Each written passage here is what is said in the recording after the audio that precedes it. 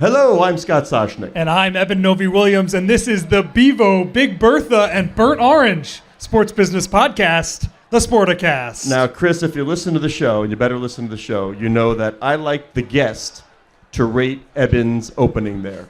So I thought he brought good enthusiasm. I thought it was a little bit on the generic side, like I could have predicted some of those UT references. Your thoughts on the open? I thought it was perfect. Little No. UT reference. Come on now. That was fantastic. No. All right, well, I was fantastic. I was going to let this go, but since you took his side, I'm going to start you off with like some things we're hearing in the world. Now, I've had some good sources around these parts.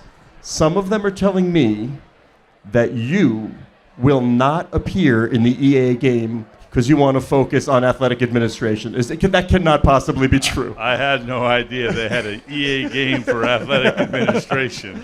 That would be hilarious. Didn't sign a the waiver, bunch of guys did you? in suits. Hi, how are you? Nice to see you. Welcome. But we would play that game, I think, we is would the play funny that thing. game. Yeah. But it's a good place to start because the job now is nothing like the job 3 years ago, 5 years ago, 7 years ago. Where are we in this life cycle of what it means to be an athletic director?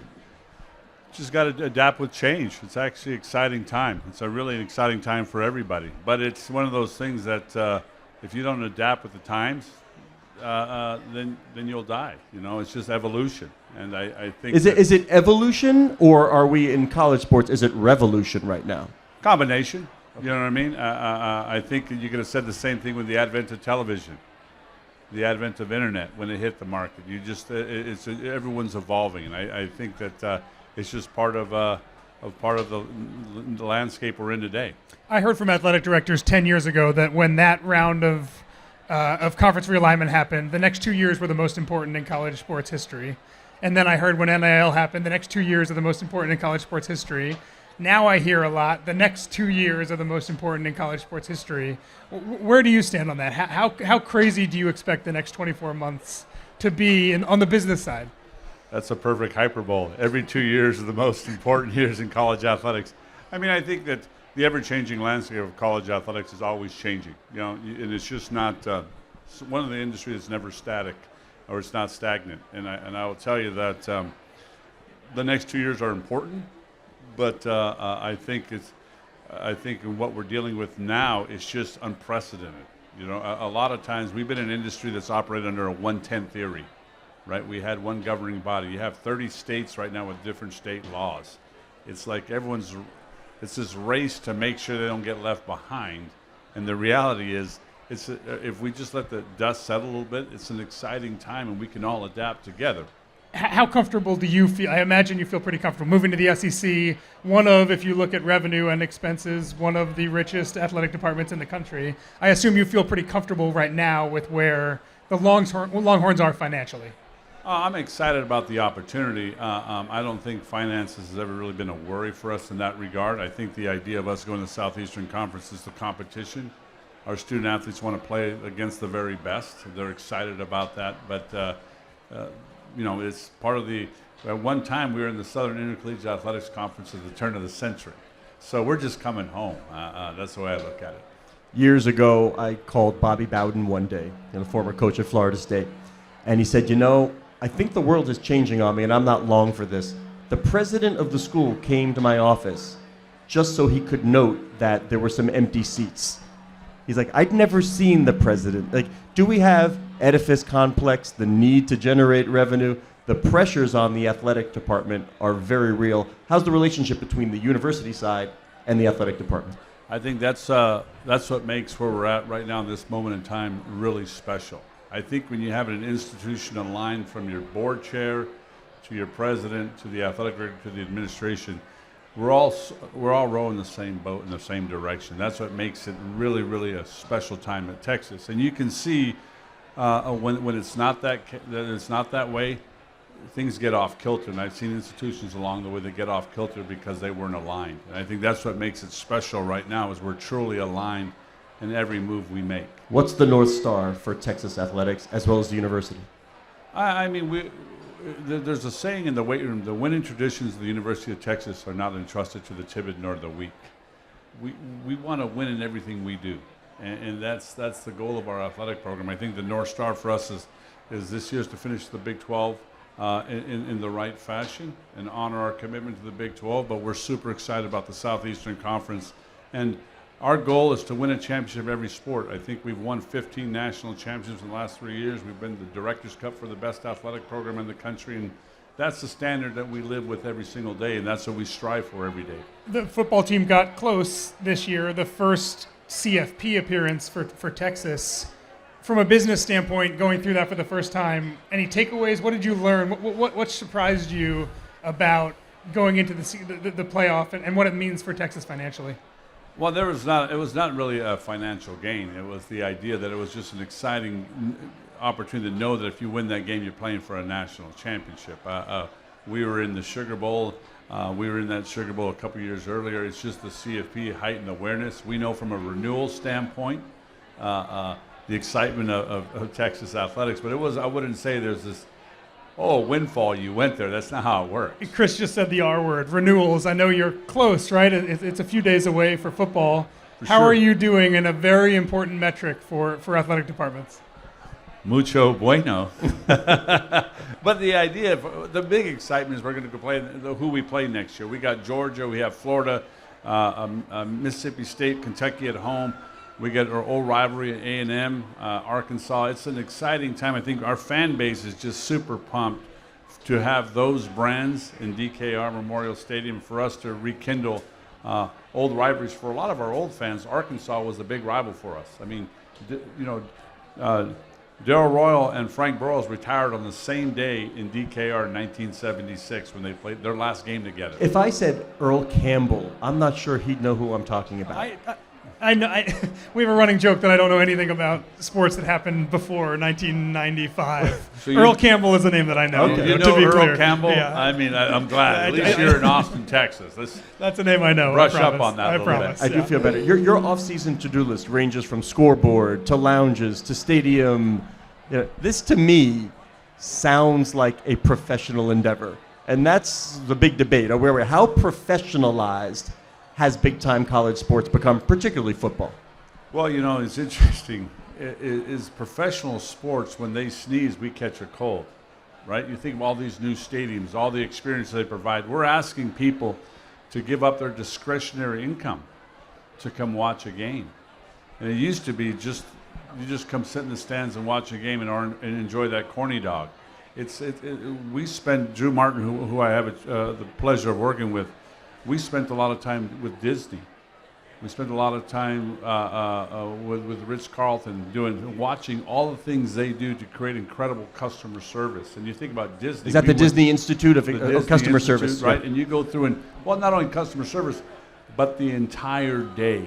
When they get to the hotel, when they get to the park, the entire experience, and they charge a crazy number. There's an entire business around game day experience now. So that's part of for us is try to create an incredible game day that there's value, because we know we all want to win the game, but we're asking them to spend their discretionary income with us, and we want to create an incredible value around the entire game.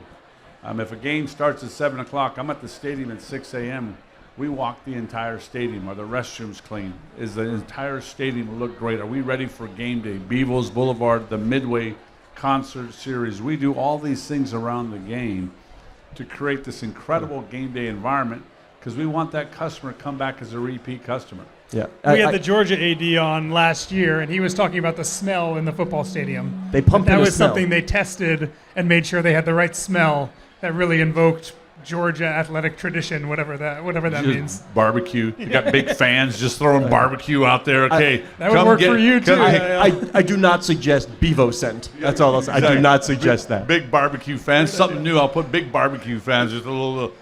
Instead of having like the car scent, we'll just put barbecue scent all over the place.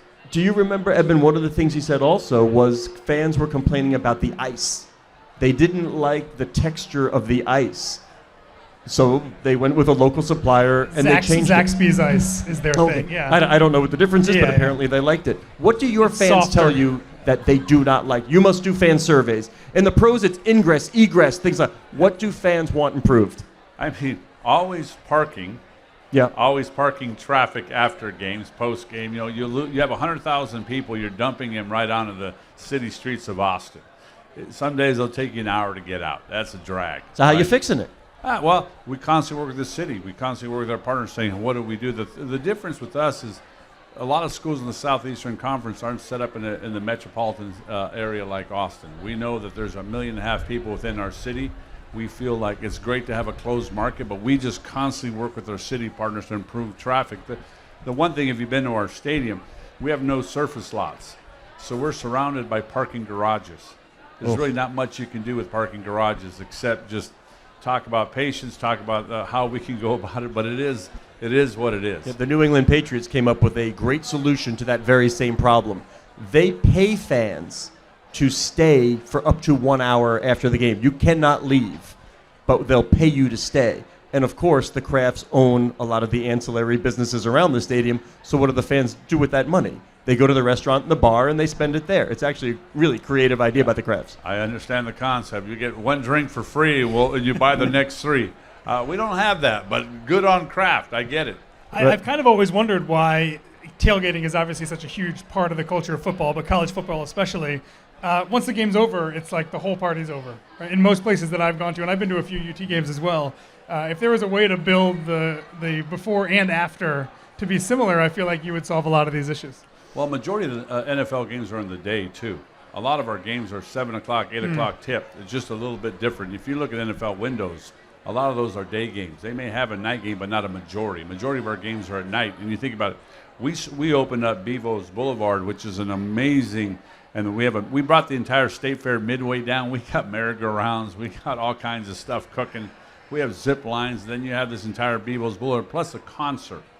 So we had Salt and Pepper. We have all these groups that come in every game and just create this great environment, but they're a late game. But if they get there at 10 a.m. and the game gets out at 10, they're going home. Give me you one want salt them going home too, yeah. Give me one Salt and Pepper song, Chris. I have no idea. I just know they showed up, and I was like, who are they? I mean, it's not my genre. Not my genre. But the young people liked it. And then post-game, these knuckleheads went to Coachella, whatever it's called, the music festival. Coachella, yeah. And they came out with silent disco.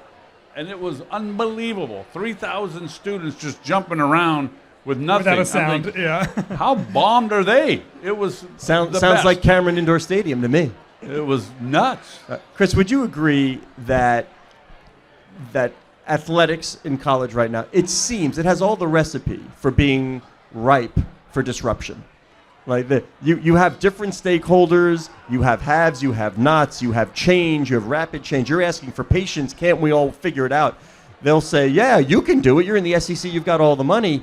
Do you expect there to be some sort of disruptor stepping in, and usually comes with capital, but some sort of disruptor to step into college athletics and say, we can do it better? Hard to say, but I'll say this is one of the things that's unlike any other industry in the country. We've always been under the 110 theory. I remember when they came up with media guides. It could only be 200 pages and only 4 colors. Well, Texas could have did 200 pages of color. Cal Poly San Luis Obispo could only afford 2 pages, right? I remember these crazy rules that we put in place to try to create some semblance of competitive balance within the industry. We also have unlimited scholarships. We put caps on scholarships in terms of you're only allowed 85. When Coach Royal coached here, he had 150 on the freshman team on scholarship. So the advent of those things have been phenomenal because you had Title IX came in, opportunity for women to participate. It is so awesome. We just celebrated 50 years. And you can see the women's athletic program is just booming. You can smell that too. Whatever they're smoking around here is off the chain here. There's your crazy. Yeah, there's wow, your barbecue. What kind of what? That was not barbecue. I can assure you that. Whatever they're blowing over here is nuts. But the idea of creating disruption, it's always been in our industry, but we've always had a governing body. The difference now is you have 30 states with different rules and regulations, and that's the disruptor. Yeah, but do you really want Congress to come in and say, we'll solve it for you? You really think that's an answer? I don't think it's Congress, but I think every state's worried about being left out. From Well, every school's worried about. I remember the handshake between the Pac-12 and the ACC. That lasted about 3 minutes. I understand that concept, but I think we do need some. We need to have some type of regulation I'm not saying whatever Congress or whatever it is. We need some regulators to say, guys, it's not a race to the bottom for access. No one's going to get left out. Name, image, likeness is here. We're going to embrace that. But what you can't have is one rule in Texas, different in Missouri, different in California, different in Washington, different in Ohio. It creates, that's the disruptor. That's the disruptor. What we do is educate young people. We give them an unbelievable opportunity to show their wares in competition. The industry, I have 2 revenue sports that make money for everybody, football and men's basketball on my P&L. That supports our entire athletic program. So I think this disruption is here, but it's just a little bit more chaotic when you have each state on a different trajectory. One of the disruptions that I hear talked about a lot is the idea of football breaking away, becoming something that is more detached from university athletic departments in a way that it's not right now. Is that likely in your opinion? Unlikely? Are you preparing for that eventuality? Where do you view the idea of football being better as something that is somewhat separate from the rest of all the sports you offer? I hope not. Only 2% of my kids go pro. The rest of them become lawyers, doctors. They become podcast hosts. They become businessmen. They become great individuals in our society. The reality is, what's getting lost is that they're just students. They're 18 to 22-year-old kids, and I get the idea of why, but that economics of whether it be television, season ticket sales, concession sales, that all that money generated supports all 18 of our sports. We're completely self-sufficient at the University of Texas in every form or fashion. We contribute a significant amount back to the institution. But without that economics, how are you going to run your 20 sports? How are you going to have an Olympic movement? How are you going to have an athletic program? So there's all these things being thrown out there, but you also got to look at what does that do for the totality of your entire athletic program? One of the things that I would argue is a collection of, a more concentrated collection of the most valuable brands in college sports probably is better commercial value for all of those schools, right? So in a hypothetical situation where Texas is a part of that and there's more money spinning off there is maybe enough money to both fund the things that you're talking about, and if by legislation or by unionization or whatever it is, there needs to be money for athletes, there's potentially money there.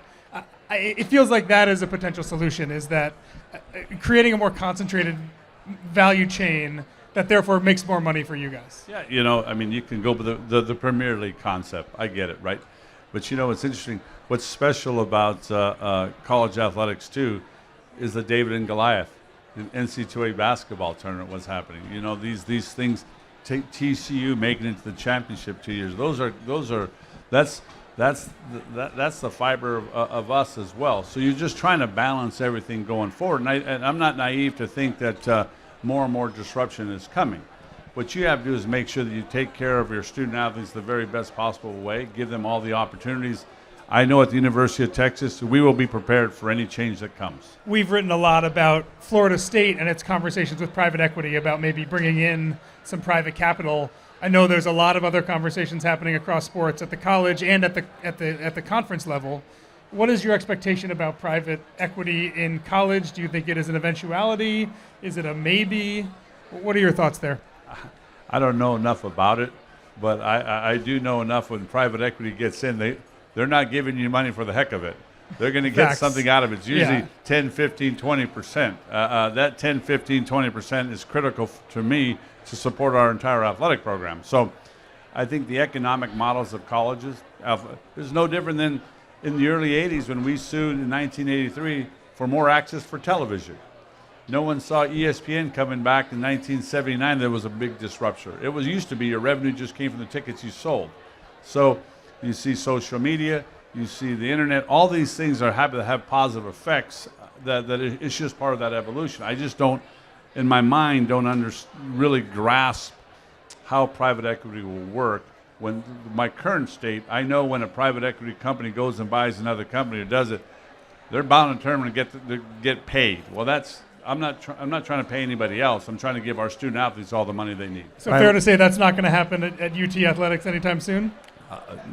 Factual. All right, Leslie, we'll let you go with this.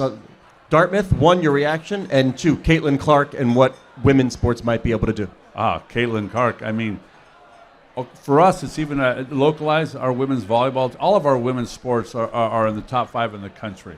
And to see what Show off for sure. I hear the volleyball games are mucho bonkers. bueno. Yeah. But what Caitlin Clark has done is just put an incredible spotlight for her talent. It is awesome to see. I'm excited for the rise of women's basketball and the viewership. I mean, you think about Dawn Staley in South Carolina. They're 29-0 and 29 2 years in a row. I mean, she's done an amazing job. I mean, you look at LSU, we have a great coach in Vic Schaefer in our women's basketball program this year. We have a freshman's player of the year. I mean, these stories are being told about, and partly because of Caitlin's success, it is just a right time. Which women's sport, from a business standpoint, is the one that you see which will be the first most profitable women's sport in your arsenal? It'll be a toss-up between women's basketball and volleyball. Wow. Yeah, volleyball's in a smaller venue, but they both have a chance. In the rise of volleyball, you think about ratings for women's basketball, 2.5, 3 million. No one would have thought that, right? And it was just for one-off games. Now it's becoming consistent. So I think you can see that in a going forward space.